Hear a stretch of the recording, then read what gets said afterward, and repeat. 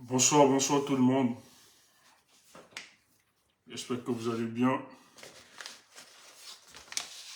Moi, ça va.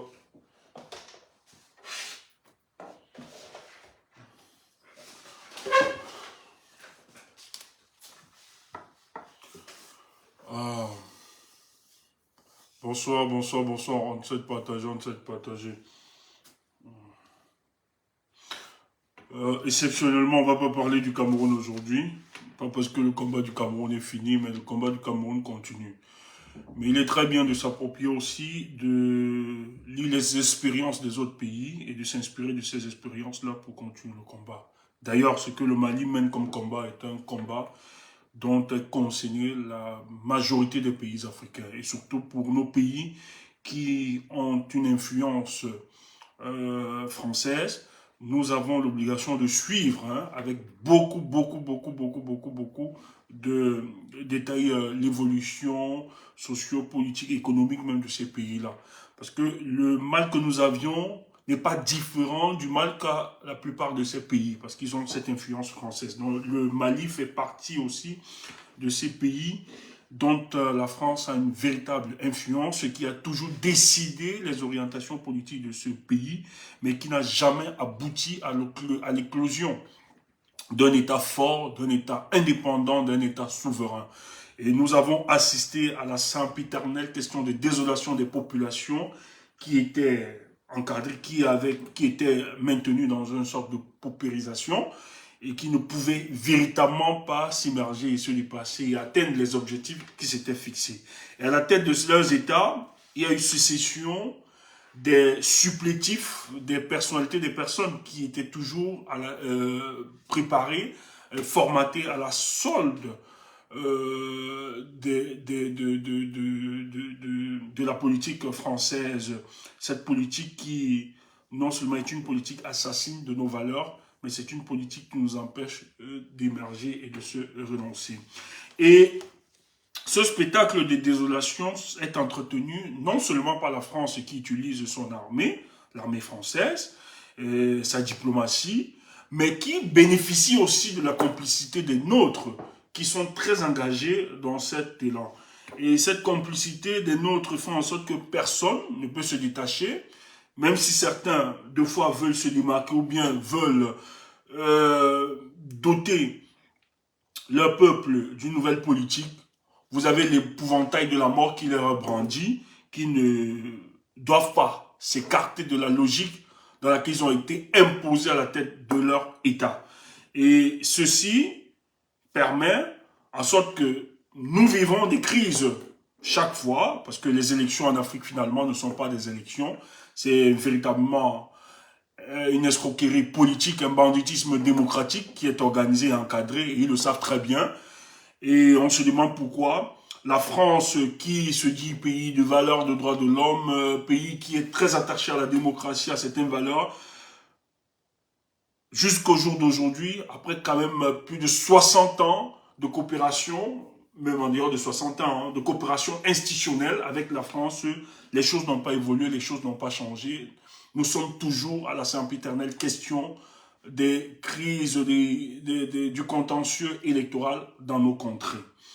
Mais le cas de Mali, il est très important. Parce que le cas du Mali aujourd'hui est un cas d'école qui va non seulement aider les générations futures, mais nous aider actuellement et aider la plupart des États qui veulent finalement sortir du giron bien de l'influence française. C'est pour ça qu'il est très important pour tous qui menons le combat, pour tous ceux qui sont assoiffés de doter leur pays de nouveaux instruments souverainistes, afin de définir leur juridiction, de définir leur monnaie, de définir leur armée, etc., leur administration. Nous avons donc besoin de questionner la pertinence du combat du peuple malien et ses autorités. Mais pourquoi nous revenons sur le Mali? Nous revenons sur le Mali parce que le 19 septembre, je crois bien que c'est le 19, le 25, je crois que c'était le 25. Hein. Oui, c'était le 25 septembre à la tribune de l'ONU. Hein. Le colonel Abdoulaye Maga, qui est le premier ministre par intérim de la transition, du Mali, est passé devant la tribune de l'ONU. Et il a fait un discours qui est devenu une référence pour plusieurs, qui est devenu une source d'inspiration, qui est devenu un discours d'espoir, qui a finalement démontré et prouvé les réalités que vivent le peuple malien, l'État malien, chaque jour à son quotidien. Donc, ce n'est plus le cadre de dénonciation qu'a souvent porté certains activistes ou bien certaines références dans le combat pour la libération du peuple africain. Mais c'est le ministre, je dis bien le premier ministre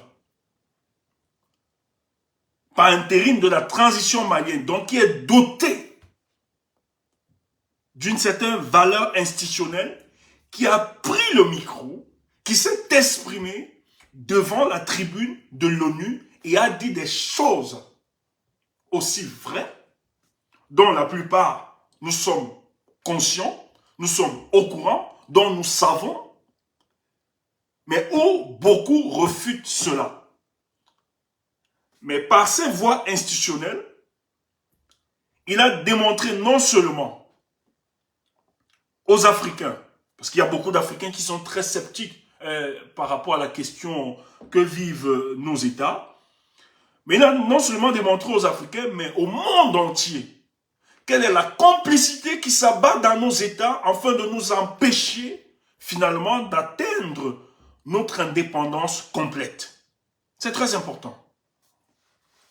Donc, le colonel Abdoulaye Maïga, je préfère le prendre dans la posture de colonel, parce que ça, pour moi personnellement, ça me tient, c'est très intéressant. Je ne vais pas le prendre dans la posture de Premier ministre, parce que sa posture de colonel me renseigne juste sa formation, qu'il a une formation de militaire.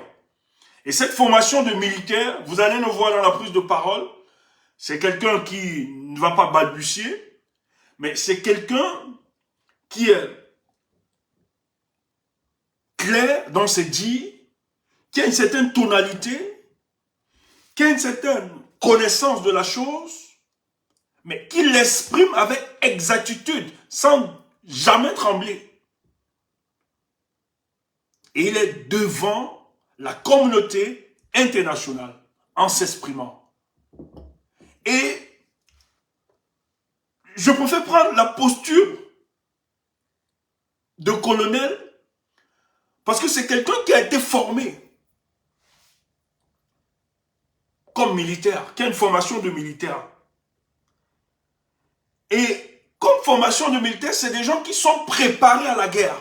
Et quand on parle ici de préparation à la guerre, c'est qu'il est conditionné psychologiquement, physiquement, que lorsqu'il ira en guerre, il est prêt à revenir vivant ou à revenir mort. Donc, c'est quelqu'un qui s'exprime comme un Malien qui a décidé de se sacrifier, qui est en guerre, mais qui doit dire à l'ennemi ce que les autres ont eu peur de dire. Parce qu'on leur a brandi l'épouvantail de la mort.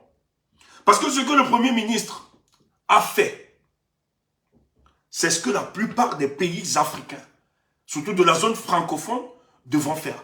Mais la plupart ne peuvent pas, parce que non seulement ils sont sortis du casting de la France-Afrique, mais ils ont des recommandations et des objectifs clairs qui sont donnés par les autorités françaises. Donc ils ne doivent pas franchir certaines limites et n'ont pas le courage de le dire. Donc quand vous avez Maga qui s'exprime, c'est que Maga a la posture d'homme militaire. Et c'est pour ça que je salue l'option stratégique du colonel Assimi Goïta qui, à un moment donné, a compris qu'il fallait sûrement mettre à la primature un autre colonel. Pas que Maïga, pas que Chogué Maïga a des lacunes ou manque de compétences. Mais je pense que c'était vraiment stratégique pour cette transition, de structurer, d'organiser la fonction en nommant beaucoup plus de militaires, parce que non seulement ceux-ci ont une connaissance profonde de la situation de leur pays, mais ce sont des hommes qui sont dotés d'une formation militaire. Donc, ils savent de quoi ils parlent parce qu'ils ont été sur le terrain. Donc, lorsqu'ils s'expriment, il y a beaucoup plus de légitimité dans leur prise de parole parce qu'ils ont vécu des choses en tant que militaires. Mais ce qui va m'intéresser dans mon déploiement aujourd'hui, c'est parce que je n'arrive pas à comprendre que beaucoup d'Africains, je dis bien il y a encore beaucoup d'Africains, qui estiment que le Mali ne pourra pas s'en sortir dans cette démarche. Mais nous avons l'obligation de leur dire, parce qu'il ne fallait pas se taire, de leur dire que ceux qui ont encore un tel raisonnement, vous vous trompez. Ce n'est pas l'époque de 2014 ou bien de 2010, pas 2014, 2010, 2011. Vous aviez vu Kadhafi qu'on a battu à Mondovision. Vous aviez assisté à l'arrestation de Laurent Gbagbo. Mais ces éléments de 2010, de 2011, peut-être ce jour, beaucoup d'Africains, ceux-là qui portent l'Afrique, qui aiment l'Afrique, c'était peut-être une défaite sur le plan médiatique, sur le plan du combat, ce jour. Mais ce jour marquait la préparation et la maturation politique des peuples africains. De comprendre que l'Afrique est en train de souffrir d'une double complicité. Des externalités et aussi des hommes, des forces, on va les appeler des forces endogènes, qui sont en complicité avec ces externalités dans le but de mettre en difficulté la plupart de nos pays. Donc, il faut changer le paradigme. Il faut changer la façon de faire. Et la plupart des Africains ont compris que la bataille qui devait s'opérer par après devait commencer par une bataille médiatique. Il fallait contrôler les médias. Parce que nous avons subi la dictature des médias mainstream à l'époque. Tout ce qu'ils racontaient, tout ce qu'ils disaient, nous avalions cela comme étant la parole d'évangile. On n'avait pas d'autres voix dissonantes. On n'avait pas d'autres voix de contradiction des faits. Mais nous étions tous topés, scotchés à cette pilule empoisonnée qui orientait notre opinion, qui orientait notre point de vue. Mais pendant ce temps, les Africains avaient compris qu'il fallait construire un cadre médiatique, tant sur la dimension médiatique, mais sur les réseaux sociaux aussi. Les Africains ont vite compris qu'il fallait, même si ce n'était pas notre instrument technologique, mais ils ont compris qu'il fallait saisir les réseaux sociaux afin de diffuser la pensée pure et saine africaine pour neutraliser les forces mortifères qui empêchent l'Afrique de jaillir. Et ces éléments ont donc finalement participé à l'éclosion des hommes nouveaux qui, eux, ont posé le véritable diagnostic de la souffrance de nos États et se sont dit qu'il faut apporter la véritable thérapie pour sauver nos États. Et le cas le plus présent, le cas qui est vécu actuellement, qui défie la compréhension de beaucoup de stratèges européens et autres, est en train de nous parler et est en train de mettre en difficulté l'un des pays dont on a toujours cru qu'elle était si forte qu'on ne pouvait pas un jour lui dire de partir de notre pays, qu'est la France. Et comment ça se manifeste? C'est pour ça que nous autres, moi je ne suis pas très enfermé. Moi je dis bien, lorsqu'on est dans un état qui est en voie de décrépitude avancée,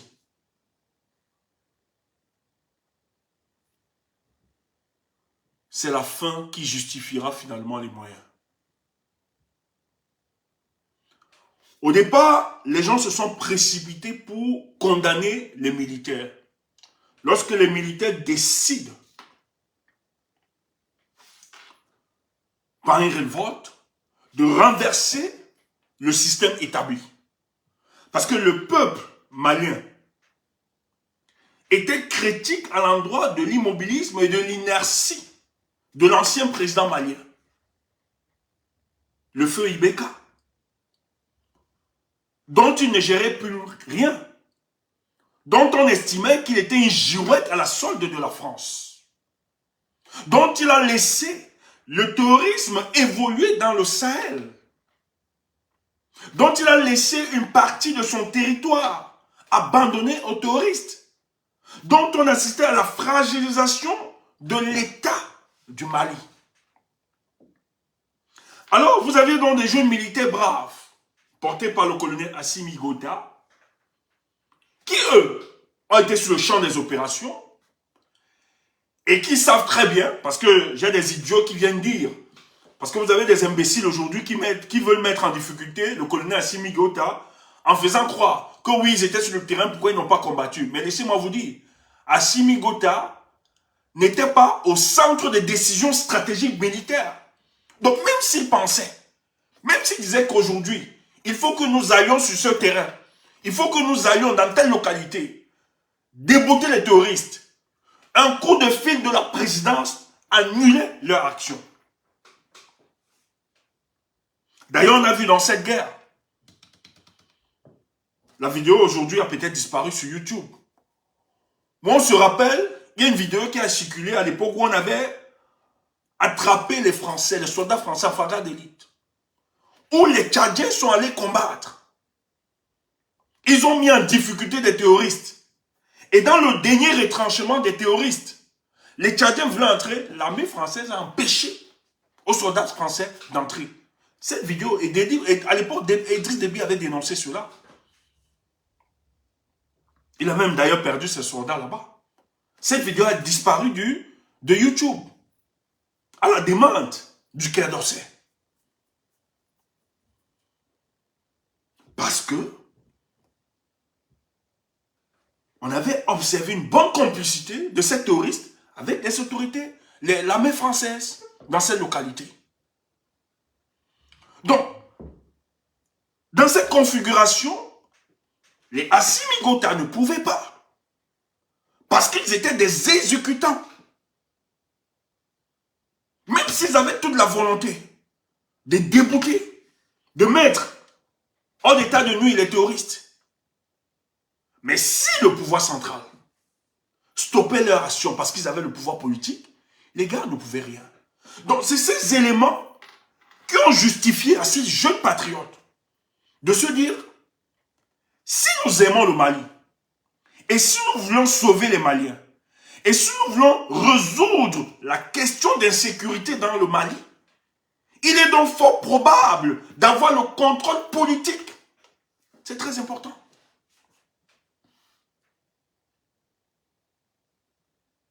Ce que vous allez appeler d'anticonstitutionnel, c'est votre problème. Mais il s'agissait ici de l'intérieur supérieur de l'État malien, qui n'avait plus son intégrité territoriale. Les gars, poussés par un sursaut du patriotisme, ont décidé donc de remettre à zéro les institutions.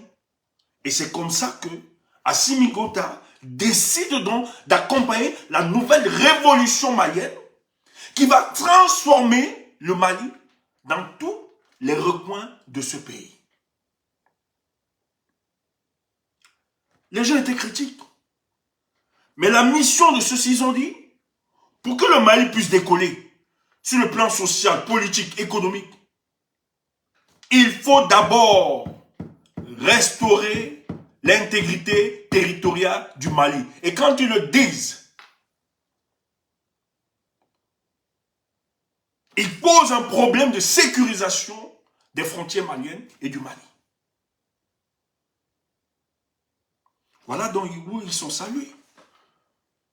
Parce que le Mali n'existait plus à l'époque. Sur Ibeka, le Mali n'était plus. On a vu avec la corruption.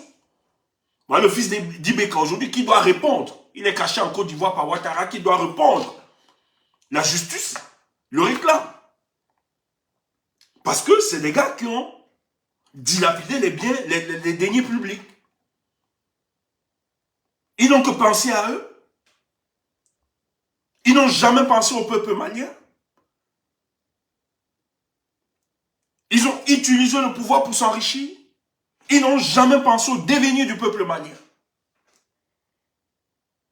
Lorsque donc ces jeunes braves patriotes militaires décident donc de prendre le pouvoir, comme c'était imprévisible, comme ce n'était pas vu, et comme ça a échappé au renseignement français, qu'est-ce que la France donc décide? Parce que ce qu'il faut vous dire, la France aujourd'hui ne peut plus agir de manière visible dans nos contrées. Elle va utiliser ces girouettes politiques installées dans nos régions. Et dans la sous-région ouest africaine. La France est encore présente parce que elle a un de ses sous-préfets les plus zélés du continent africain, dont vous connaissez le nom. On m'a dit que je n'ai pas pu m'en foutre. Hein? Hein, non, ne parle plus. Pardon, ne parle plus de lui, ma chère, mouf. Que quoi? C'est un cheval, ça n'a pas changé. Non, ne parle plus, tu sais que tu dois... Je ne viens pas. Laisse-moi, ne viens pas. Il s'appelle Ouattara. Tu as dit qu'on attaque votre président. Même s'il fait n'importe quoi, pour vous là, qui mangez, que c'est bien, ça n'enlève à rien qu'il est cheval. C'est celui que la France compte pour exister. Première décision. Il faut asfixier financièrement et économiquement le Mali. Or, la France qui part là-bas, à l'époque, en 2012, qui envoie ses soldats, ils disent qu'ils viennent pour le bien des Maliens, pour sauver les Maliens contre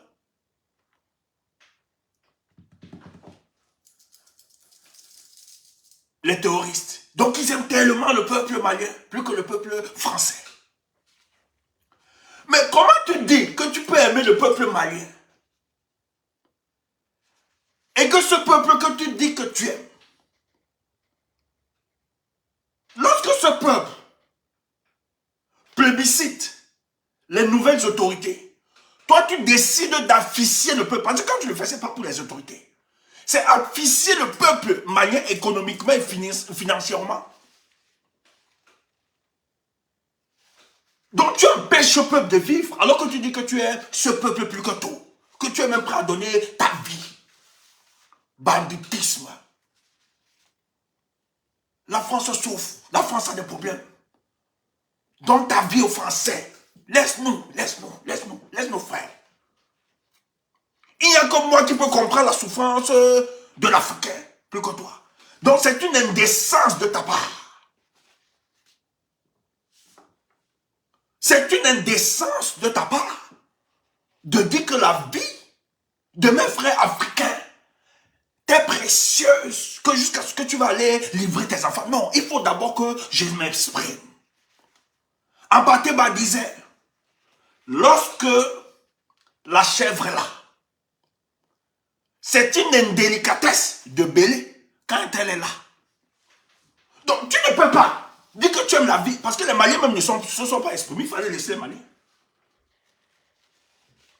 Maintenant, si les Maliens refusent de s'exprimer, moi, je suis plus proche, anthropologiquement, sociologiquement, ethniquement, comment je vais dire? Je suis plus proche des Maliens que toi. Donc c'est moi d'abord. Mais c'est du banditisme. On dit qu'on aime les Maliens, plus que... Ouf, on vient vous tromper. Et à l'époque, les gars avaient ça de ça. Comme s'ils venaient sauver. Mais comme le faux ne dure jamais, on finit par voir. Tu décides donc d'instrumentaliser l'humour par une batterie de sanctions. Croyant que ce que tu avais opéré par le passé en Côte d'Ivoire, sur les ponts de Babo, ou bien les autres pays, et ça marchait, pouvait marcher ailleurs. Mais tu as oublié que le peuple africain a atteint une certaine maturité politique. Qu'est-ce que le peuple malien fait? Et la chance pour ce peuple, c'est quoi? Je tiens à vous rappeler que le Mali est entouré des forces mortifères, des bases arrières. C'est pour ça que c'est difficile sur le plan sécuritaire. Elle est entourée des bases arrières, des tentacules de la France, qui chaque jour organisent des opérations de déstabilisation de l'autorité malienne. Tu entends ça? Il y a le Niger. Il y a la Côte d'Ivoire à côté. En tout cas, on ne peut que ces deux pays qui sont fortement engagés pour la déstabilisation du Mali. Il faut le dire. Il faut le dire. Lorsqu'ils décident, ils oublient que les patriotes militaires ont le soutien de la quasi-totalité du peuple malien. Le peuple malien décide donc, dans toute sa résilience, disent aux militaires, vous savez quoi? L'affaire-ci, au-delà des sanctions, nous, on vous a fait confiance. Et les gars ont organisé des manifestations pour ça. Ils ont appelé les autorités, les nouvelles autorités maliennes. Au-delà de toutes ces sanctions, nous savons que la cible, c'est créer un mouvement social pour vous déstabiliser. Mais nous vous disons, vous, à ces autorités maliennes, qui avaient compris les pleurs et les cris du peuple malien, continuez sans relâche cette bataille. Même au prix de la famille, nous allons vous suivre et nous allons vous soutenir. Les Maliens marchaient chaque jour. Et non pas seulement pour apporter le soutien à leurs dirigeants, malgré ces batteries de sanctions. Et la meilleure de cette histoire, c'est que malgré que les autorités des pays frontaliers engagés dans ces sanctions, ils étaient en déphasage avec la volonté des peuples de la sous-région.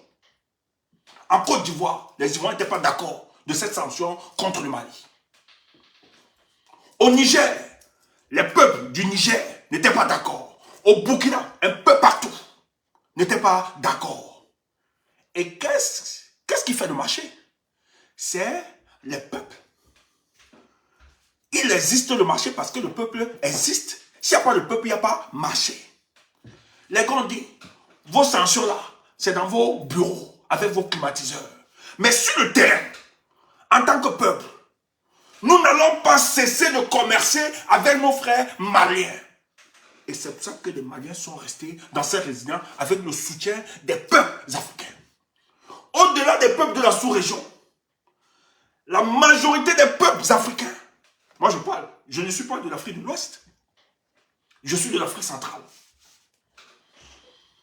Mais je soutiens le combat des Maliens. Nous, dans la diaspora, lorsque les Maliens ont appelé à des manifestations, on a répondu présent. On a toujours répondu présent. Les Camerounais étaient comme ça, la plupart des pays africains. Parce que nous avons identifié que ça, c'est un combat noble qui va nous aider. Parce que tant que le panafricanisme dont nous prenons aujourd'hui et que nous voulons vivre, tant que le panafricanisme ne s'exerce pas, ne s'imprègne pas, n'a pas une force politique identifiée, elle va rester juste un projet déclaratif. Il faut passer par des options. Et ces options, c'est que les vrais panafricanistes, en fait, les nouveaux panafricains, les néo-panafricanistes, doivent avoir le pouvoir politique pour implémenter la vision de nos pères dévanciers. C'est important. C'est pour ça qu'il faut soutenir ces gars. Il faut soutenir le Mali.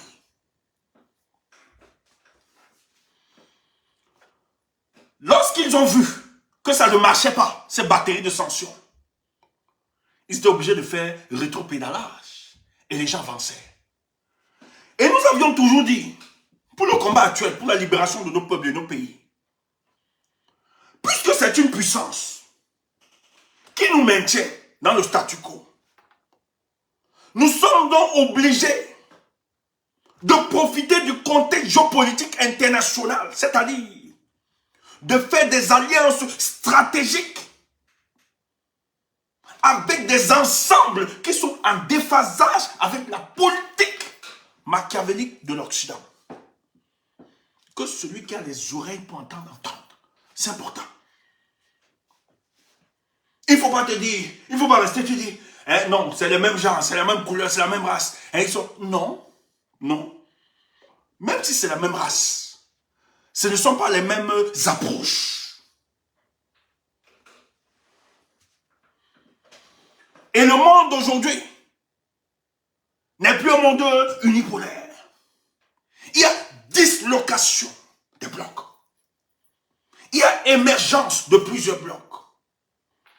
Et l'Afrique, qui n'est pas encore forte, qui n'a pas une force militaire, qui n'a pas encore une solidité dans ses institutions, doit se couvrir et doit s'attacher et doit signer des alliances et des partenariats avec des forces stratégiques qui sont en déphasage avec la politique de la France. Et les patriotes militaires, qu'est-ce qu'ils ont compris?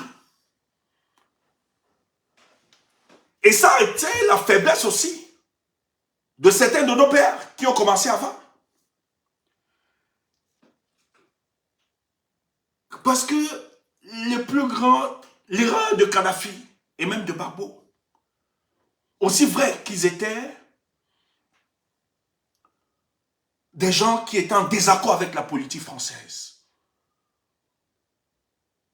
Mais il fallait identifier la capacité de nuisance de cette France. Et la France, dans cette capacité de nuisance, elle n'hésite pas à utiliser la force militaire. Ce n'est pas une dimension, ce n'est pas seulement une dimension juridique. La France, le jour qu'elle sait que ses intérêts sont menacés, elle demande à son armée de bombarder, de chasser le président. C'est clair, un coup d'État. Elle est instrumentale, elle a les moyens pour ça. Et quand on est conscient de ces éléments, qu'est-ce qu'on fait? Quand on est conscient de ces points de vue, on s'attache avec des forces stratégiques qui sont en déphasage et qui peuvent mettre en difficulté la France. Elle existe, ces forces. En tout cas, le cas actuel, c'est la Russie.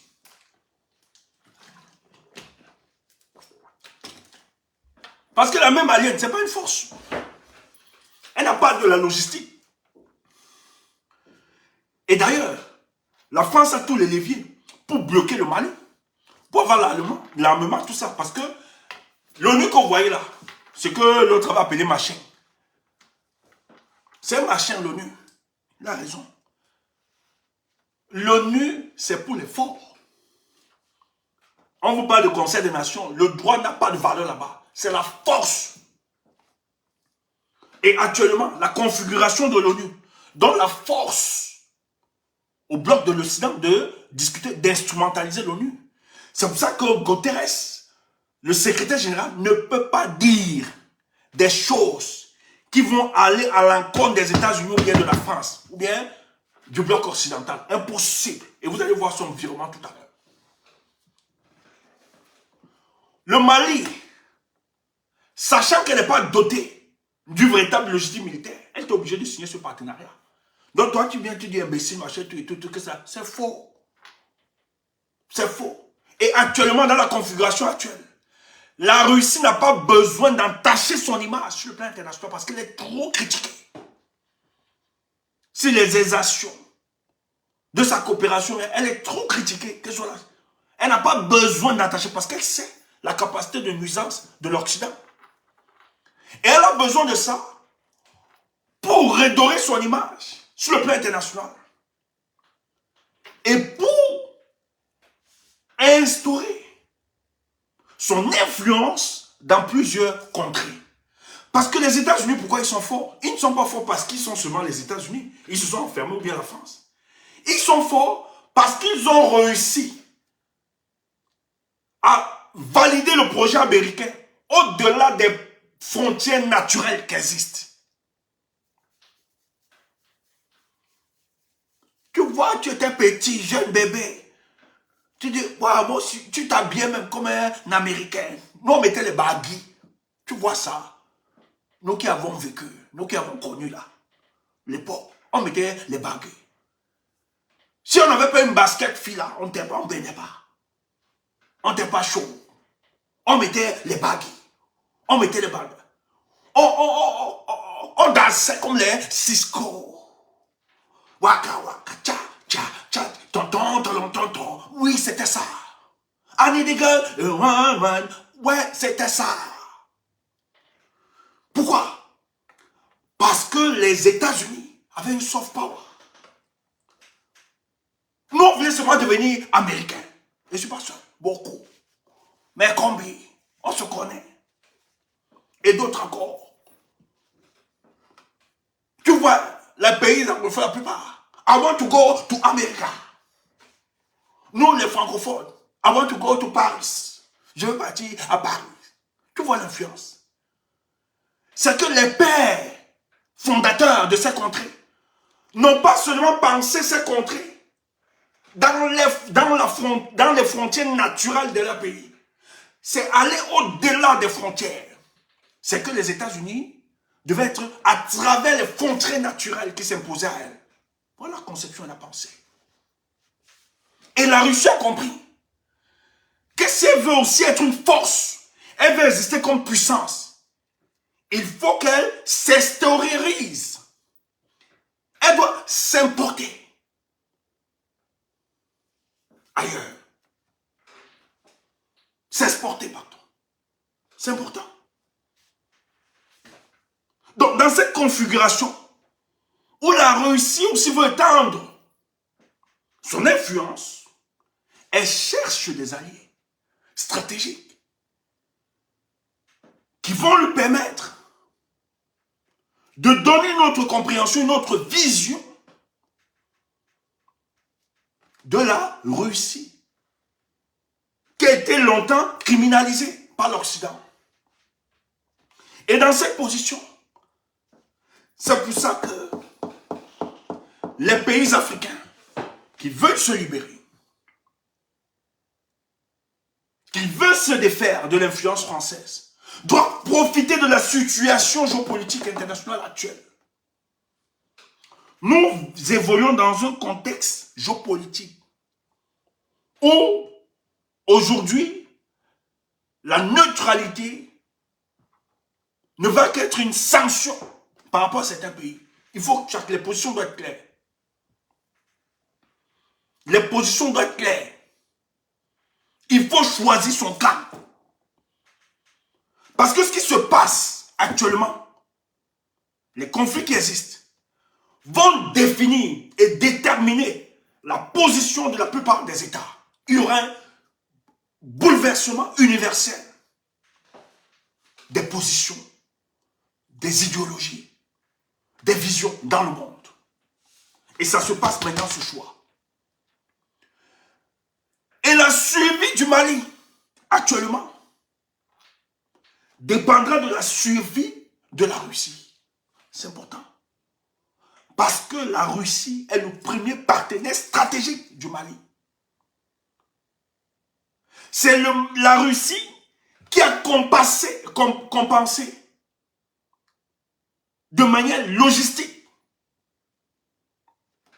le Mali aujourd'hui.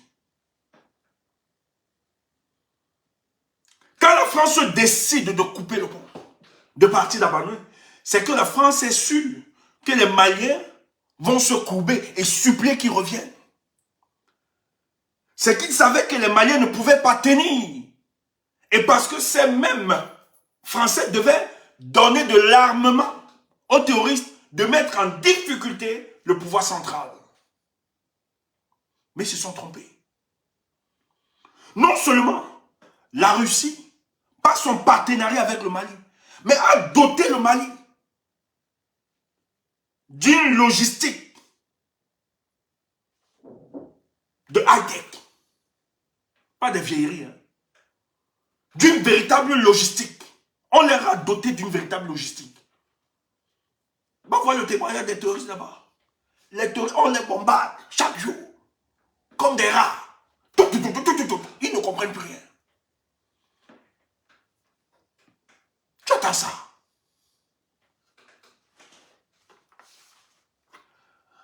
Alors, au vu de tous les critiques qui fusent de partout contre le Mali, instrumentalisé par la France, qui utilise des UN, il y a dans l'Assemblée de l'ONU, qui est organisée à New York, le Mali décide d'envoyer son ministre, pas intérim, le premier ministre, Abdoulaye Maga. Lorsqu'il arrive, c'est long la vidéo, je ne peux pas mettre, mais je vais juste recenser quelques volets de son intervention, qui pour moi me paraît très important et intéressant, et qui marque le départ. Je dis bien qui marque le départ d'une véritable guerre de libération. Ça a commencé. Sur le plan diplomatique, la contre-attaque, là, c'était grave. Cette contre-attaque du ministre, ça a eu écho. Le gars, on lui donne son temps. Et je tiens à vous rappeler, lorsqu'on vous donne à votre pays, ou bien à votre président de s'exprimer à la tribune, la plupart du temps, c'est qu'on attend de vous. On attend de vous parce que il y a des actes sur lesquels on vous attend. Quelles sont les avancées institutionnelles, démocratiques, etc. La situation de votre pays, vous devez présenter à vos pairs, aux autres présidents, l'évolution démocratique que vous êtes en train de faire. Comment votre contrée évolue, comment votre pays est en train d'évoluer. Et donner aussi votre position par rapport aux crises qui existent dans le monde. Le Mali, donc, a eu l'occasion d'avoir la parole. Et le Premier ministre a compris. Parce qu'ils avaient demandé. Parce que le Mali accuse la France. Elle a des éléments. On a bloqué ces assises où le Mali voulait une assise exceptionnelle pour démontrer, pour montrer les preuves aux Nations Unies de la malhonnêteté de la France contre le Mali. La complicité de la France pour mettre en difficulté l'État malien. Mais ils ont bloqué. Qu'est-ce que le gars fait? Et vous savez que le Mali est attaqué. Et ça, instrumentalisé par la France. Lorsque le Premier ministre prend la parole, il remercie le secrétaire général qui de manière organisationnelle est le patron de l'ONU, en quelque sorte. C'est en lui qu'on a déposé les dépositaires. Hein, voilà, du pouvoir, qu'on lui donne des cancers, du pouvoir institutionnel hein, aux Nations Unies. Le Premier ministre envoie des propos d'éloge, le salue, est fier des résultats de son travail qu'il ne cesse de faire pour le bien de la communauté internationale.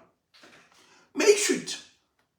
Il dit, mais malheureusement, cher secrétaire, je ne pourrai pas poursuivre mon discours sans toutefois vous interpeller. Laissez-moi paraphraser à ma façon. Vous savez que j'aime bien, hein, dans mon déroulé, j'aime bien un peu mettre de l'humour et je le fais à ma façon. Il dit, je ne peux pas me permettre de continuer sans vous interpeller. Dans votre sortie, parce que Guterres a fait une sortie le 19 septembre devant RFI et France 24. Et vous connaissez quel est RFI et France 24. C'est les chaînes assassines de l'espoir du peuple africain.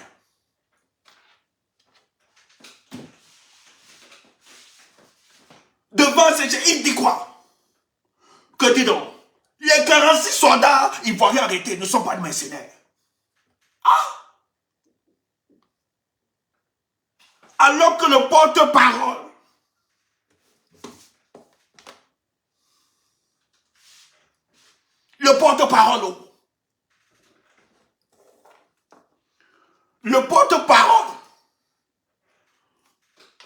de Guterres,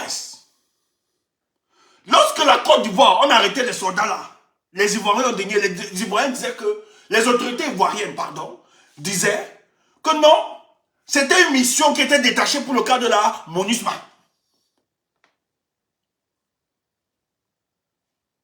Donc, c'était un renfort pour les militaires de l'ONU.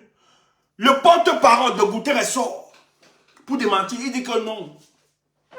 Nous, on n'a jamais demandé aux autorités ivoiriennes de nous donner un détachement pour appuyer nos forces onusiennes au nord du Mali. C'est faux.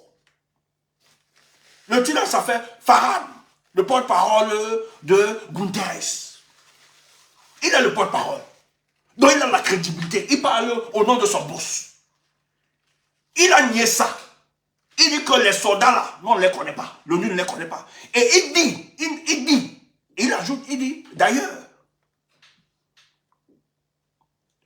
notre dernière demande pour appuyer les forces onusiennes pour la mission de stabilisation et de maintien de la paix au Mali, ça date d'octobre 2019.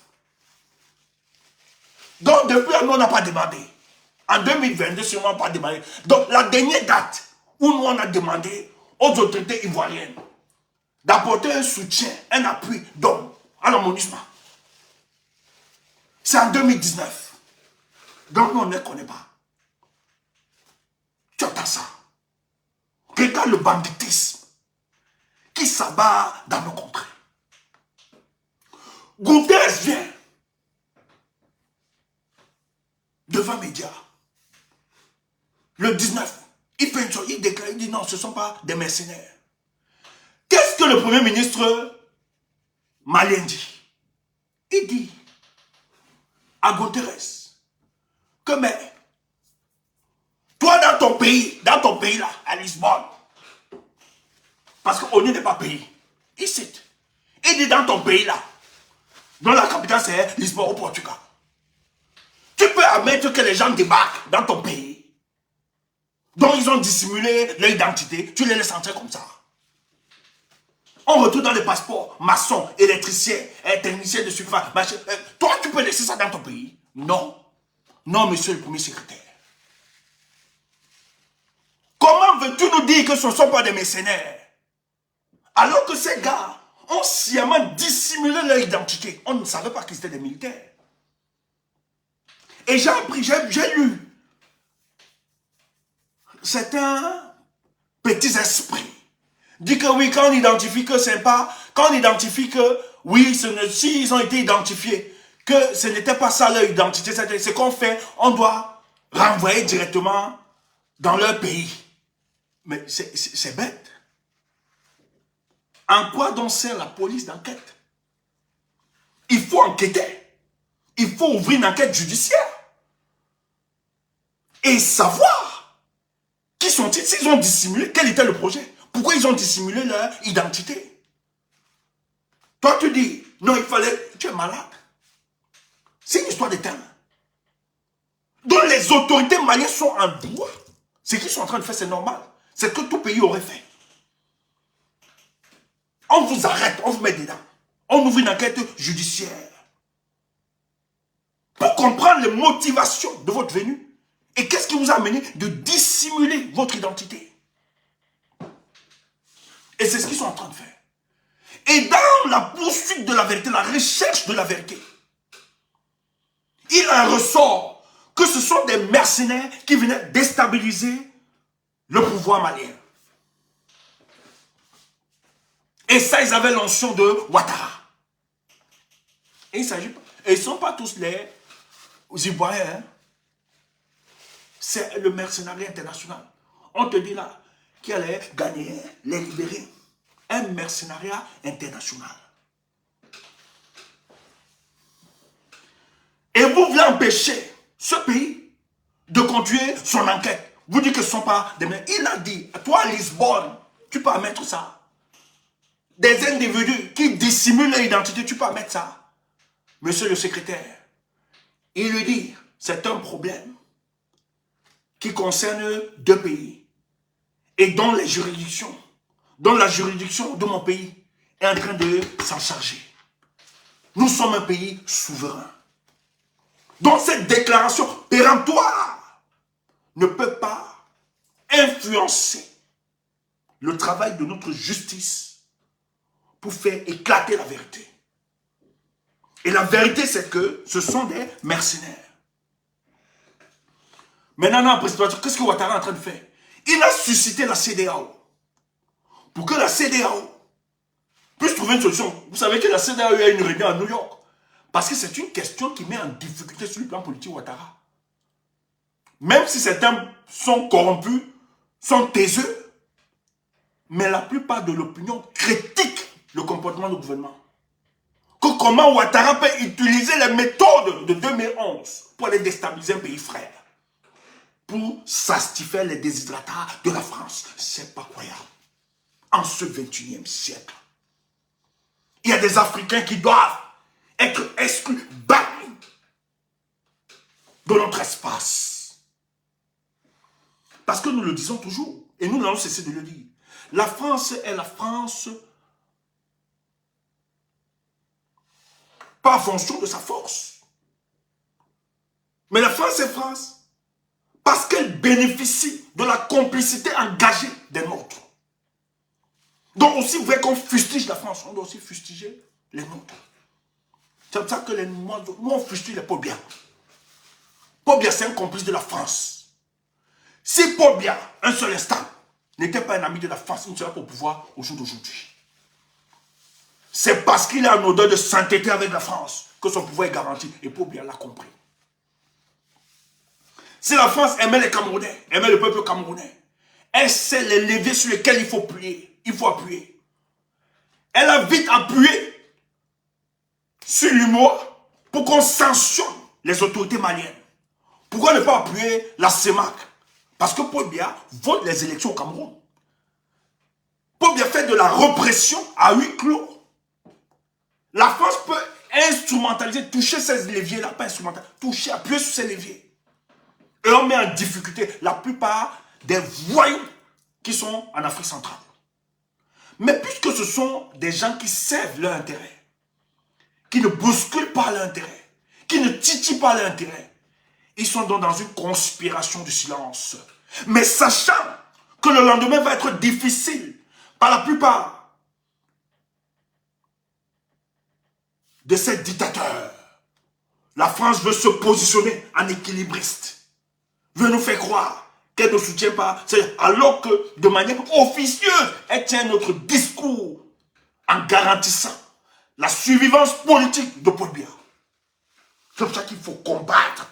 Il faut combattre. C'est l'ennemi de notre siècle. Donc si tu t'attaches au combat malien, ne te dis pas que c'est seulement pour le peuple malien. Mais c'est un combat qui va permettre à libérer toutes les contrées africaines. Pourquoi la France sortit à combattre le Mali? Elle sait qu'elle a perdu le Mali. La France sait qu'elle a perdu, même sur le plan militaire, elle sait très bien. Pourquoi? Première dimension géopolitique. La France ne peut pas se mesurer sur le terrain des opérations parce qu'elle sait très bien qu'aujourd'hui, la Russie est là pour aider logistiquement, de manière logistique. Elle aide le pouvoir malien. Elle sait très bien que si elle attaque les autorités maliennes, c'est une déclaration de guerre contre la Russie, qui lui a décidé de protéger le peuple malien, de sortir le peuple malien, l'État malien, de la dépendance française. On ne peut pas au XXIe siècle esclavagiser des hommes et continuer à tenir des propos, soi-disant, nous sommes des pays de droits de l'homme. C'est malhonnête. Parce que le zèle que vous voyez, vous allez voir la France, au début du conflit ukrainien, russo-ukrainien, la France a voulu avoir, Macron surtout, a voulu avoir une position de médiateur. Mais elle se croyait très intelligente. Mais Poutine avait lu. Poutine sait très bien qu'en fait, dans la médiation française, la France voulait demander à la Russie de lâcher le Mali. Et Poutine n'a pas accepté. Vous allez voir qu'au départ, Macron ne prend pas de position forte, comme les États-Unis, l'Angleterre et les autres pays, face aux Russes. Il fait croire à l'opinion internationale que lui va continuer d'utiliser la diplomatie pour que les choses bougent. Mais Macron, en optant cette démarche-là, c'était de faire plier la Russie, mais en contrepartie, que la Russie lâche le Mali et que la France retrouve son influence dans cette zone. Poutine, connaissant, étant renseigné sur la duplicité congénitale des politiques françaises, il a décidé de tourner juste en bourrique Macron, de l'écouter. C'est pour ça que la France n'y croyait pas à l'attaque de Poutine. La France était convaincue que Poutine n'allait pas attaquer. Parce que Poutine a compris que Macron c'est un dangereux. Les politiciens français là sont des dangereux. Quand ils viennent vers toi, ne leur donne pas leurs sentiments, donne-leur l'impression d'être d'accord avec eux. C'est pour ça que la France n'a pas vu venir. N'a pas vu venir. Le gars a commencé la médiation, il était sûr. Dès que ça n'a pas marché, dès qu'il n'a pas eu les garanties qu'il fallait avoir, qu'est-ce que la France décide? Elle monte un créneau. C'est elle qui amplifie, même l'Allemagne, qui est un poumon, premier poumon économique de l'Europe. Même l'Allemagne qui porte le leadership européen. L'Allemagne n'a jamais, je dis bien, n'a jamais mis en avant les sanctions qu'on a demandées contre la Russie. C'est la France, ce pays, les politiciens français, un jour vous allez connaître ces gens. C'est la France qui revêt tous ces réseaux, qui explique à ses pairs que j'ai exercé par la négociation, Poutine n'écoute personne, Poutine est dangereux, c'est un ballonnette, il fait sa tête, c'est un petit... Tu causes avec lui, il te dit oui, le soir il a une autre position et tout ça. Je pense qu'il faut aller vers les sanctions. L'Allemand sait très bien que les sanctions contre la Russie devaient mettre en difficulté l'Allemand. Aujourd'hui, depuis hier, vous avez le gazoduc, le Nord Stream 2 qui a été... Il y a des fuites. On commence à accuser la Russie. Alors que là où il y a eu la fuite, c'est dans une zone contrôlée par les Européens. Comme une campagne d'opération de sabotage. Maintenant, ils disent que non, comme les Russes ont... ils reconnaissent que les Russes ont une super technologie sur les sous-marins, que c'est sûr que c'est eux. Donc, ils inventent des choses comme ça. Or, d'autres spécialistes sont en train de dire que le sabotage du gazoduc est l'œuvre sûrement des Américains. Parce que les Américains estiment que l'Allemand n'arrive pas à pousser la pression comme il fait comme d'autres pays. Parce que le chancelier allemand, malgré tout ce qu'on lui demande, le gars quand même est prudent, il a quand même un peuple qui le regarde, qui risque de le sanctionner. Il est face à ça. Et l'Allemand est en train de perdre actuellement l'une des premières conséquences en Europe. C'est les Allemands. L'industrie allemande va tomber. Il y aura une faillite. Parce que les sanctions contre l'énergie, etc. L'Allemagne était tellement dépendant de l'énergie russe. Donc, il n'avait pas vocation d'appuyer que ces sanctions puissent aller. Mais la France a appuyé tout ça. Parce que c'est très bien que la dépendance en gaz russe est de 17%. Contrairement aux Allemands qui ont plus. Or, quand le gazoduc est endommagé là, est saboté, la cible c'est l'Allemagne. On veut fragiliser l'Allemagne par sa position. L'Allemagne a refusé de donner à l'Ukraine des armes offensives. On met la pression aux Allemands de donner toute leur logistique militaire de haute technologie au service de l'Ukraine pour que l'Ukraine puisse attaquer. Le chancelier allemand dit non, je ne peux pas aller jusqu'à là. Et ça fait que les autres pays copient. C'est dit, ah, si le leader européen, qui est l'Allemand, refuse de livrer, de donner des armes sophistiquées à l'Ukraine, est-ce que moi je vais m'aventurer dans ce sens-là? Parce qu'il est conscient. Et vous avez vu les conséquences. L'Europe est en train de souffrir. Peut-être vous ne savez pas. C'est grave. On subit ça. C'est grave. Moi, je suis là. Là où je suis. On n'a pas encore commencé à mettre le chauffage. On n'a pas. C'est 2. On n'arrive pas encore. C'est 2 et ça va être 2. Moi, pour dormir, je mets ce que je ne faisais jamais. Je mets le pull. Je mets les chaussettes. Après, je me couvre. Tu entends ça? On n'est pas encore en hiver. C'est l'automne. Il faut réfléchir. Donc le gars était clair. Le gars leur a dit.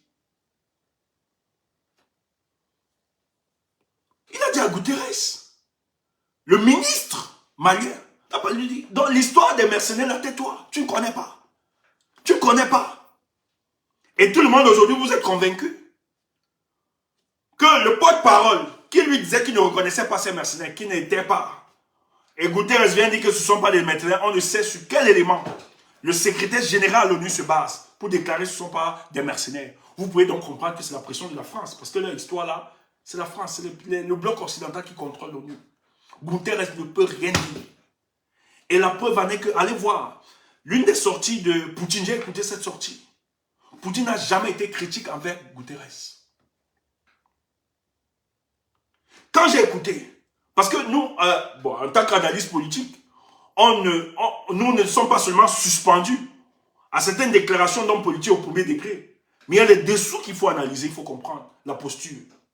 Mais quand tu écoutes Poutine, saluer la politique de Guterres, c'est que tu es convaincu que, en fait, dans des rencontres informelles, qui ne sont pas peut-être vues, médiatisées, Guterres est d'accord sur certains principes avec Moscou. Mais comme il n'y a pas de levier, comme lui, il est de la bureaucratie, comme lui, il est le patron, en fait, il est sous le contrôle de l'Occident, il est obligé de faire ce qu'il fait. Mais il n'a aucun levier, il ne peut rien contre la Russie. Et il ne peut pas affirmer son soutien. Sinon, on le saute de là. Parce que c'est eux, sur les institutions internationales, c'est eux qui imposent les hommes. On ne peut pas t'imposer, tu as une doctrine qui ira à l'encontre de la doctrine voulue par le bloc occidental. Mais quand tu écoutes Poutine, quand même saluer la politique et les efforts, il n'est pas idiot, Poutine. C'est qu'il sait très bien qu'à l'intérieur, ce type ne peut pas prendre des positions aussi courageuses. Sinon, il subira des conséquences. Parce qu'on sait comment ça fonctionne. Donc, quand le ministre malien, le premier ministre, a donc interpellé, a donc dit au secrétaire général que la mafia que tu commences là, tais-toi. Nos pays là, nous on va continuer. Les soldats sont là et la justice va faire son travail. Il chute, il tombe sur... Parce qu'il a lavé copieusement. Je dis bien, il a lavé copieusement tous ces supplétifs de la France. Le gars de la Guinée-Bissau, en Balou, il a lavé copieusement. Il a fini, il est tombé sur Bazoum. Là-bas même c'est grave. Bazoum, on dit que Bazoum, le président du Niger, le gars est malade. Il a dit au président du Niger que lorsque tu veux t'adresser, moi je paraphrase juste, au peuple et aux autorités maliennes et à son peuple, rappelle-toi un seul instant que tu es d'abord Nigérien de sang. Parce que nous avons des apories sur ta nationalité nigérienne. Et un ministre ne peut pas parler comme ça s'il n'a pas des informations.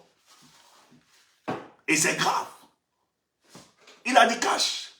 Et c'est les vérités qui fâchent. Et là où j'ai aimé la chute du gars,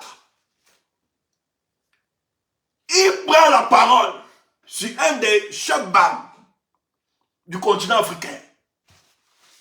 Le plus grand chef-bam, Ouattara. Regardez l'approche.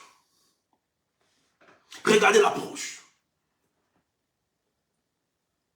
Je tiens à féliciter le président Ouattara l'aîné, le président de la Côte d'Ivoire, Alassane Ouattara, qui nous a prodigué tout à l'heure, dont le président venait de faire son discours, où il conseillait les autorités maliennes. Abdoulaye Maïga dit cela. Je tiens à féliciter l'aîné de la sagesse de ce qu'il a révélé à notre endroit. Merci pour ses conseils. Après chute, il dit nous prenons ces conseils au sérieux.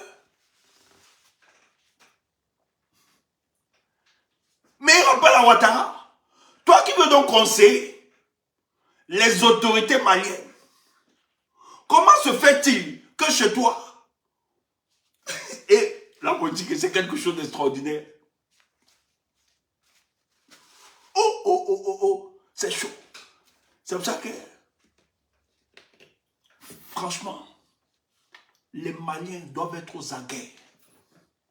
Parce que la réplique diplomatique qui s'est passée à la tribune de l'ONU,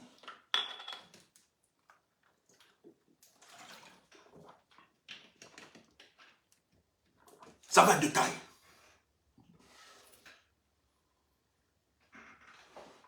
Il dit maintenant à Ouattara, merci pour tes sages conseils.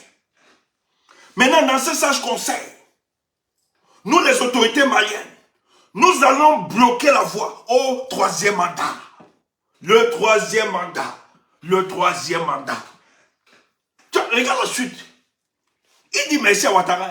Après, il dit donc, les missions des autorités maliennes, nous allons bloquer la voie au troisième mandat. Le troisième mandat. Le troisième mandat. C'est quoi le troisième mandat? Il explique le banditisme et l'escroquerie politique d'Alassane Ouattara pour se fossiliser au pouvoir par le troisième mandat.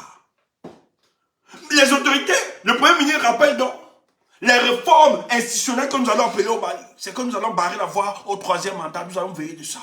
Et c'est quoi le troisième mandat? Le troisième mandat est le fait d'égorger le cours de la Constitution. On égorge le cours de la Constitution en mettant des dribbles, en arrêtant de manière spectaculaire les opposants, en les arrêtant, en éliminant tous les adversaires politiques ou en chassant d'autres, en restant le seul pour assurer la candidature du troisième mandat. Mais nous, en tant qu'autorité malienne, nous allons barrer la voie à de telles démarches. Écoute l'approche de ce ministre. Il dit, à l'entame de ses propos, il explique avant, quand il dit à Guterres que notre mission, il rappelle les missions des autorités maliennes. Parce que nous avons un défi sécuritaire de 4 enjeux. Le premier travail du colonel Assimi Gota, notre transition et les autorités maliennes, sera de s'attaquer aux défis sécuritaires à quatre enjeux. Premier enjeu, le terrorisme. Deuxième enjeu, le banditisme transnational. Troisième enjeu, les conflits intercommunautaires. Et quatrième enjeu, les enlèvements de personnes. Voilà les enjeux sécuritaires. Et il dit que c'est des enjeux auxquels le Mali est frappé, qu'aucun pays n'est frappé. Donc c'est difficile pour eux sur le plan sécuritaire. Et lorsque nous allons attaquer ces enjeux politiques, nous allons nous attaquer, après les enjeux sécuritaires, nous allons nous attaquer sur les réformes institutionnelles. Et l'une des réformes institutionnelles, c'est que nous avons mis sur pied déjà une batterie de technocrates qui sont en train de réfléchir pour nous sortir un panache de la constitution malienne. Et nous avons donc établi dans notre calendrier qu'en 2024, il a dit que celui qui n'est pas d'accord allait brûler le lac. Vos histoires de transition en 1 an, 6 mois, c'est des salades de café de commerce, ça n'a rien apporté en Afrique. C'est des agendas où on a mis la pression à la jeune à organiser les élections. Organiser les élections pour mettre les ponces pilates, vous êtes malade. Le gars a rappelé à Guterres. Un calendrier est établi en mars 2024 que celui qui n'est pas d'accord avec brûler le lac. Nous allons organiser des élections libres et transparentes. Là où sera issu l'homme qui sera choisi du peuple. Voilà l'agenda. Donc quand il a dit, il répond à Ouattara, qu'en tant qu'autorité, nous allons aussi veiller qu'on ne torpille pas, qu'on n'égorge pas le coup de la Constitution, qu'il n'y aura pas le troisième mandat. Donc, les autorités maliennes actuelles sont en train de travailler pour qu'après eux, les acquis démocratiques pour lesquels ils se battent aujourd'hui puissent être conservés pour les générations futures. Il faut leur donner du temps. Et il faut soutenir ces militaires, ces patriotes. Et il rappelle, devant cette assemblée, le Mali n'a pas fait de la langue du bois. Non. Elle a salué le soutien de la Russie. Elle a fumé. Il faut fumer. Ce n'était pas possible hier. Devant le Conseil des Nations, le Mali a salué. Tandis que dans ce contexte difficile actuel, où on veut exclure la Russie du Conseil des Nations, où on veut sanctionner la Russie, parce que la Russie a décidé de protéger son espace, de protéger son territoire, de protéger ses frontières contre toute menace de l'OTAN, parce que le rêve, le pire fantasme des États-Unis, c'est de voir la Russie disparaître. Et si la Russie disparaît, ça va être dangereux pour nous. Hein. Ça va être dangereux pour les peuples qui aspirent à l'autodétermination. Parce que nous aurons la dictature d'une seule vision du monde. le monde sera broyé.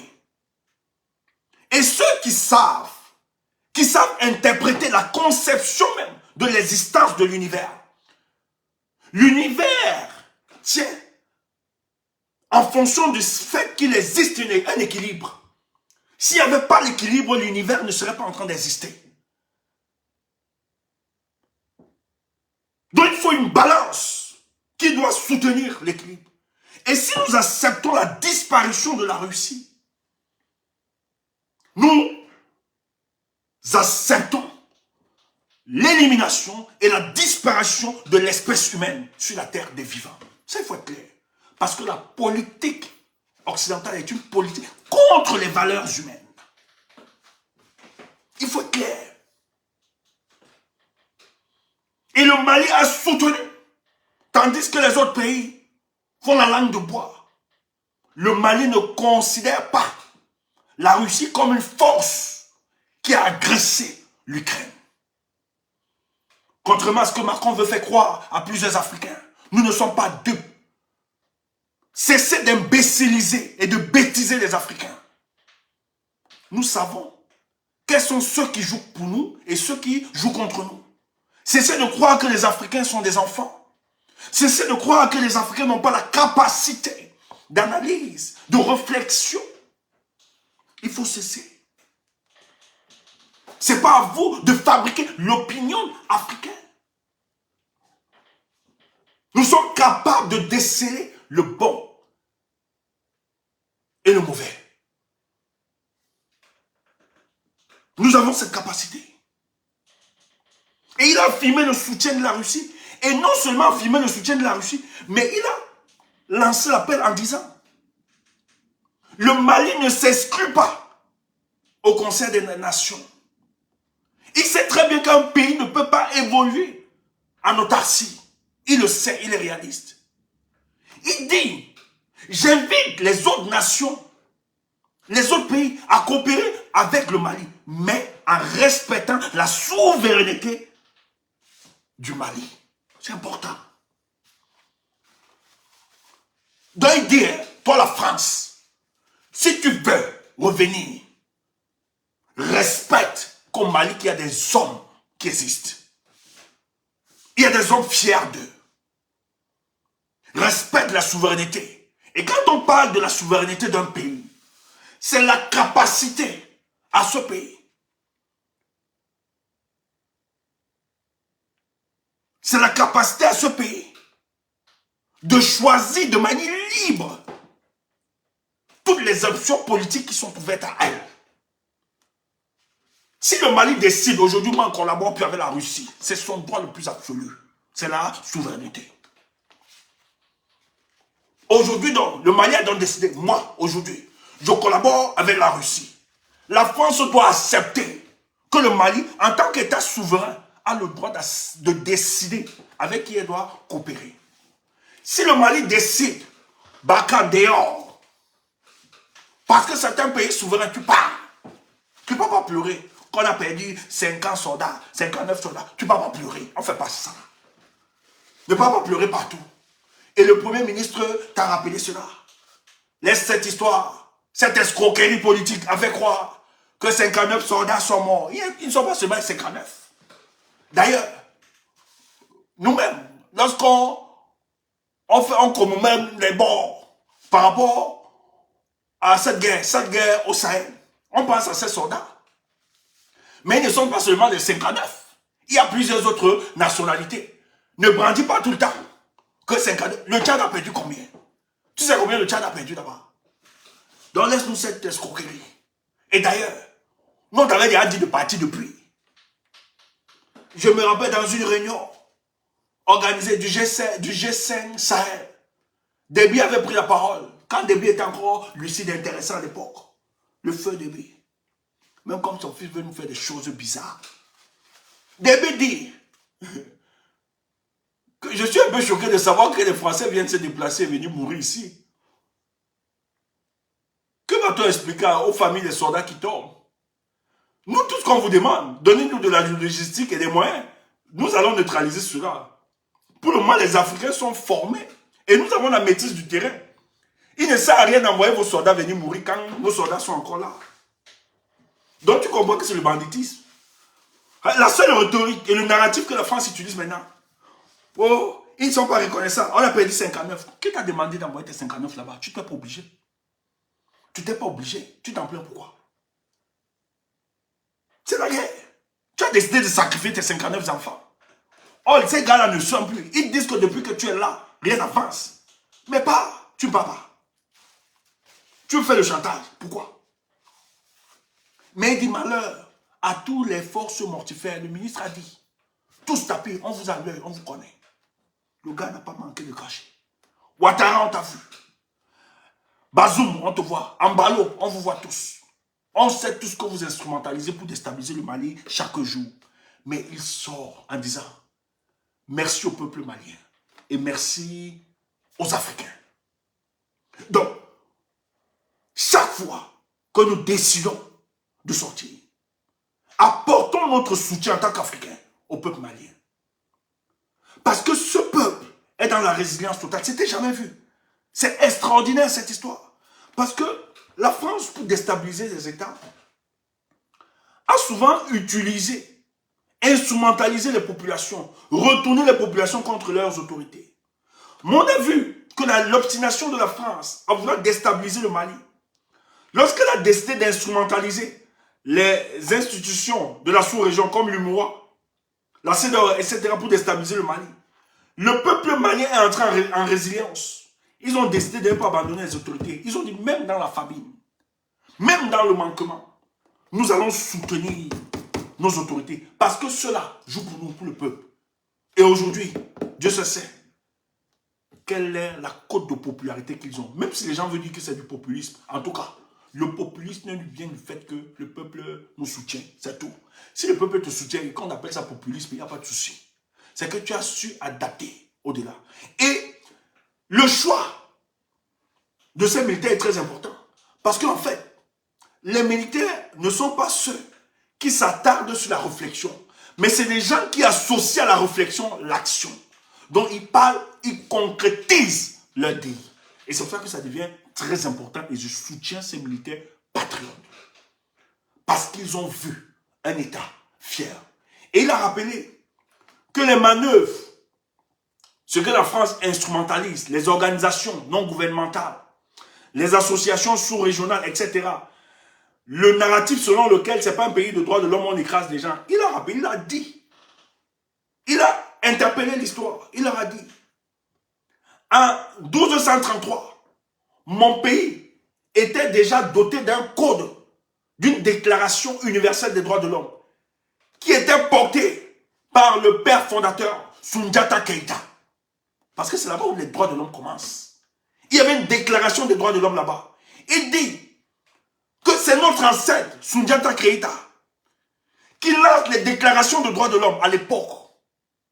À l'époque, dans la construction des grandes civilisations africaines, où la civilisation occidentale n'existait pas. Tu entends ça?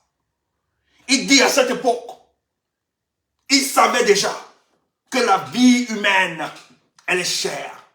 Et le premier ministre de rappel, ces acquis hérités de nos ancêtres, lorsque nous envoyons nos militaires sur le terrain, ils sont inspirés de cette déclaration de droits de l'homme portée par nos pères, nos dévanciers de l'époque, en l'occurrence les Soundiata Keïta. Donc ce n'est pas vous de la France de nous dire ça c'est le droit de l'homme et ça c'est pas le droit de l'homme. Vous mentez. Donc ce narratif à vouloir nous déstabiliser, c'est pas vous. Vous êtes né hier. J'ai adoré. Donc pour ceux qui pensent que le Mali va tomber, vous vous trompez. Le Mali va réussir parce que non seulement le Mali a été très sage, les autorités maliennes ont compris que c'est en ce moment, avec un contexte géopolitique international difficile, qu'il fallait finalement chercher des alliances solides. Et l'approche casuistique des autorités maliennes a été que ils ont identifié qu'en fait, on est dans un monde multipolaire aujourd'hui. Il y a beaucoup de forces en déphasage. Il suffit juste de concrétiser une alliance stratégique avec une force qui, elle, veut exister. Donc, le Mali a profité de le nouveau déploiement stratégique de la Russie dans la diffusion de son influence, elle aussi, d'exister dans tous les contrées.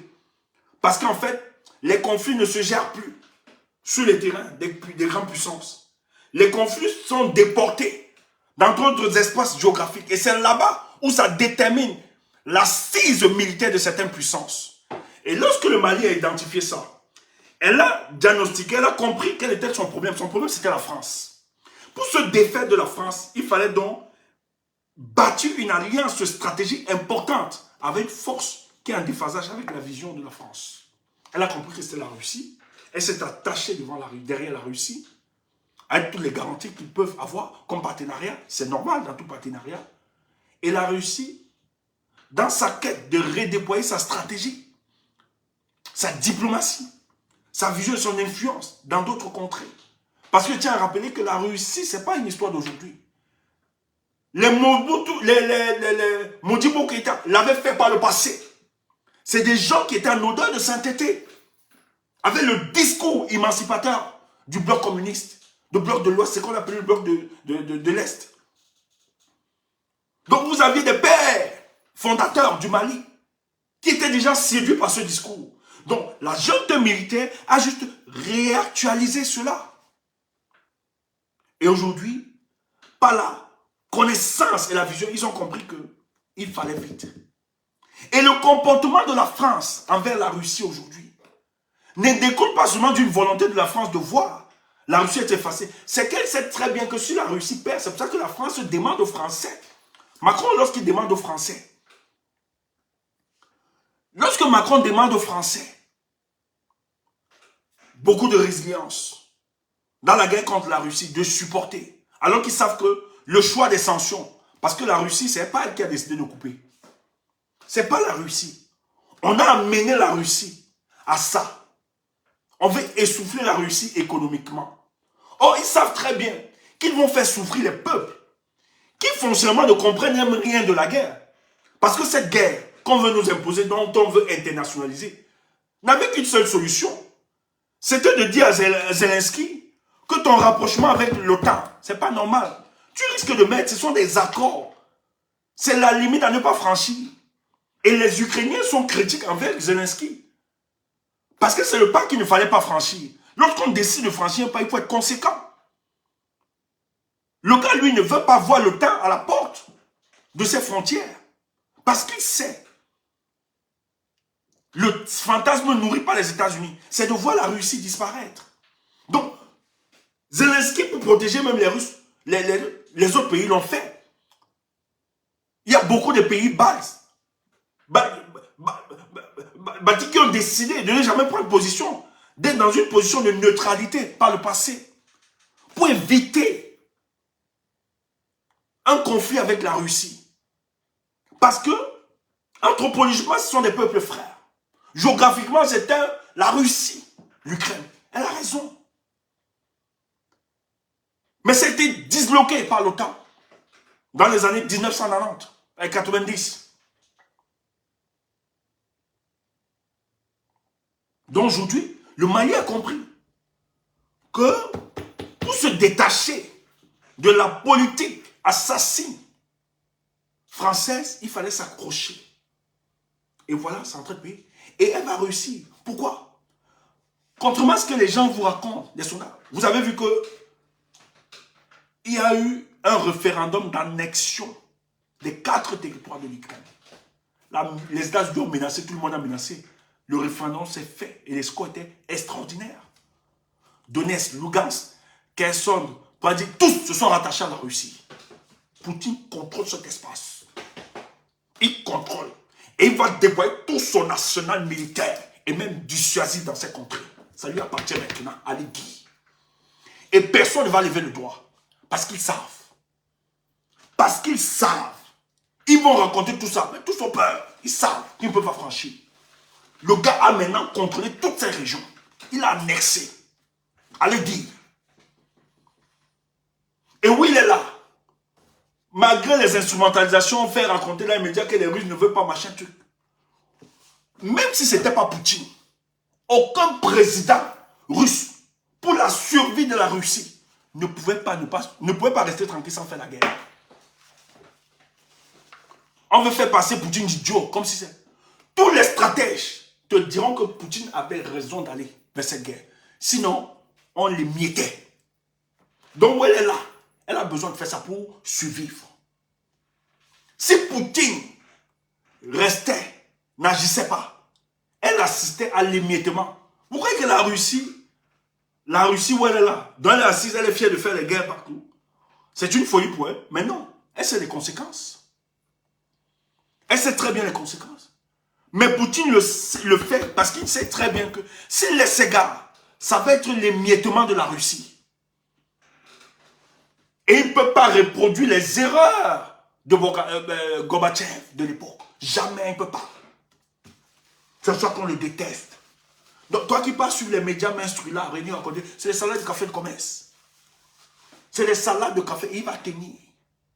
Il va tenir parce qu'ils savent quelle est la puissance de Poutine.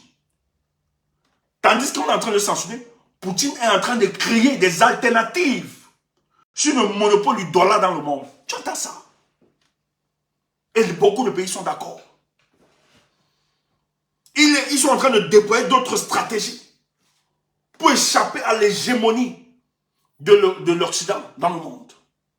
Ils sont en train de travailler pour ça. Et il va frapper. Donc quand les Macron sont zélés là, c'est que les Macron espèrent que Poutine tombe. Si Poutine tombe, le Mali va tomber, la Centrafrique va tomber. Donc tu crois que Poutine n'est pas... Donc quand il dit qu'il est médiateur Macron, tu crois que Poutine est idiot? Poutine n'est pas idiot. Poutine écoute juste. Poutine sait que le gars, si il veut faire semblant, comme si même il y avait moi. Mais l'un des rêves de Macron, c'est voir la Russie tomber. Parce que si la Russie tombe, lui récupère la Centrafrique et le Mali. Ne laisse pas. C'est pour ça que maintenant, il est viscéralement opposé à Poutine. Alors que hier, il disait qu'il veut se montrer comme pacificateur. Tu as le problème, tu ne peux pas être la solution. Et Poutine a su ça. Il connaît la duplicité de ces gars. C'est pour ça qu'il le combat. Allez raconter des potes quoi. C'est pour vous là-bas. Nous, on s'en fout. Si c'est ça la dictature, pour nous, c'est la bonne dictature. Tu entends ça? Ne vous laissez pas dans ce piège. Et c'est ça. Et je le dis, la position actuelle pour les pays qui veulent s'autodéterminer, il faut profiter de cette situation pour exister en tant qu'État. Mais ça va passer. Parce que malheureusement, la plupart de nos États, la plupart, ce sont des rentemplants politiques, des girouettes de la France à la tête de nos États. Nous avons besoin de les débarrasser tous. Tous. Toi, tu n'es pas conscient de ça. Est-ce que tu sais que le 1er septembre, Macron a tenu un discours, le 1er septembre, devant les ambassadeurs. Macron, devant les ambassadeurs, a décidé. Il a dit aux ambassadeurs, recrutez les brouteurs, en quelque sorte. Donc, que la France, les ambassadeurs doivent recruter les hackers, les gens qui vont exercer de la désinformation. Macron dit ce jour qu'il reconnaît qu'il y a une force extraordinaire depuis quelque temps dans le monde. Il reconnaît la défaillance de l'Europe. Et il demande à ses ambassadeurs, il faut recruter, travailler en étroite collaboration avec la société civile. Pour le cas du Cameroun, si je parle, ça va trop sortir. On est en train de recruter. Tu entends ça? La France est en train de recruter les gars qui vont nous combattre dans les réseaux sociaux. Parce qu'ils ont remarqué que sur toutes les plateformes, les Africains ont envahi les plateformes et sont en train de faire un travail efficace de communication. On met en difficulté. Allez voir, allez sur Twitter, partout. Instagram, Facebook, toutes les plateformes, Telegram, toutes les plateformes, on est en train de mettre en difficulté la France. La France a donc demandé à ses ambassadeurs de venir recruter. Et je me rappelle, dans une télé, à TVC, je ne vais pas donner le nom. C'est grave. Hein? Il y a une Remela qui a dit à TV5 qu'elle est francophile. Elle a dit à TV5 qu'elle est francophile. Elle répond directement au casting recherché par Macron.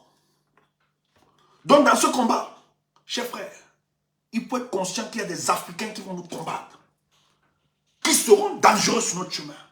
Et ça, il ne faut pas accepter cela. Nous ne sommes pas seulement dans une guerre contre les politiques françaises, mais nous sommes engagés dans une guerre contre les forces mortifiées, tapis à l'ombre, qui veulent nous empêcher de sortir le peuple africain dans cet obscurantisme, qui sont recrutés matin, midi, soir, par des chancelleries occidentales, françaises, pour nous mettre en difficulté. Moi, on ne peut rien contre le combat pour la vérité. Ça, c'est une certitude. C'est pour ça que tous ceux qui se battent pour faire jaillir la vérité africaine, pour faire jaillir notre combat, sortir notre combat de l'obscurité, il faut les saluer, les encourager chaque jour. Parce qu'ils font un travail exceptionnel d'édification des masses. C'est important. Nous sortons de loin. Nous avons été sevrés au mensonge de la France tant des années. Il y a des gens qui ont été reconditionnés, qui ont ce complexe. Donc il faut se doter de beaucoup d'éléments pour sortir de là. Mais nous allons vaincre. Moi je suis fier parce que le Mali est finalement devenu la capitale. Elle est finalement devenue la capitale du panafricanisme. Nous sommes fiers. En tant qu'Africains, nous pouvons maintenant aller là-bas, crier, parler, sans être inquiétés ou bien chassés par certains supports. Merci pour le Mali et le peuple malien. Courage, nous sommes avec vous les Maliens. Bonne soirée. Merci. On a beaucoup de choses à dire. Je reviendrai pour la situation du Cameroun. Le MRC doit avoir le meeting ce samedi à Konsamba. Vous avez encore vu les moyens et les techniques dont ils essaient de faire pour contenir le MRC. Mais nous reviendrons avec cette communication le samedi de communiquer sur le MRC parce que le combat pour le Cameroun est un combat qui nous est très important et très cher. Parce que nous estimions que pour bien faire partie des girouettes politiques imposées par la France à la tête de notre État pour encadrer le sentiment de désolation des peuples, il faut libérer le Cameroun. Il faut libérer le Cameroun. C'est très important. Bonne soirée.